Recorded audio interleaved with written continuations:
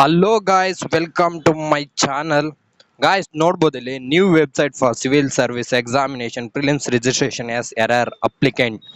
ನಿಮಗೆ ಗೊತ್ತಿರ್ಬೋದು, ಹೋದ ವರ್ಷ ಪೂಜಾ ಕೇಡ್ಕರ್ ಅವರು ಸ್ಕ್ಯಾಮ್ ಮಾಡಿ ಒಂದು ಪೋಸ್ಟ್ ತಗೊಂಡಿದ್ದಾರೆ ಅಂತ ತುಂಬ ಕಡೆ ವೈರಲ್ ಆಗಿತ್ತು.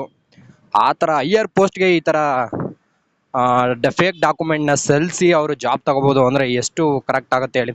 ಅದಕ್ಕೋಸ್ಕರ UPSC ಏನು ಮಾಡಿದೆ, ಈ ಸರಿ ಪ್ರಿಲಿಮ್ಸಲ್ಲೇ ಕೂಡ ಅದನ್ನೆಲ್ಲ ಅಪ್ಲೋಡ್ ಮಾಡೋದಕ್ಕೆ ಒಂದು ವ್ಯವಸ್ಥೆ ಮಾಡಿದೆ.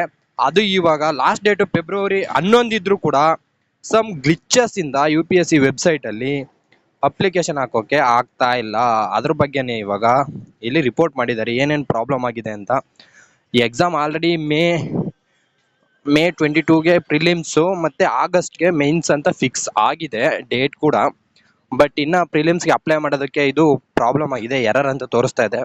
ಸೊ ಆದಷ್ಟು ಬೇಗ ಇದನ್ನ ರಿಸಾಲ್ವ್ ಮಾಡ್ತಾರೆ ಅನ್ಕೊಂಡಿದ್ದು. ಫೆಬ್ರವರಿ 18ವರೆಗೆ ಎಕ್ಸ್ಟೆಂಡ್ ಮಾಡ್ಬೋದು ಅಂತ ಸುಮಾರು ಜನ ಹೇಳ್ತಾ ಇದ್ದಾರೆ.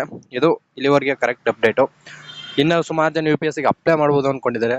4 ಲ್ಯಾಕ್ ಅಪ್ಲೈ ಮಾಡ್ತಾರೆ ಅಂತ ಒಂದು ಐಡಿಯಾ ಇದೆ. ಸೊ ನೋಡಬೇಕು ಯಾವ ರೀತಿ ಆಗುತ್ತೆ ಅಂತ. ಸೊ ಇದು ಎಷ್ಟು ಅಪ್ಡೇಟ್ ಗಾಯ್ಸ್. UPSC ಎಡವಟ್ಟು ಅಂತ ಏನು ಹೇಳೋಕ್ಕಲ್ಲ, ಇದು ವೆಬ್ಸೈಟಲ್ಲಿ ಆಗಿರುವಂಥ mistake civil service 2025ಗೆ.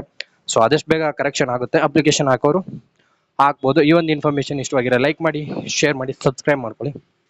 Thank you.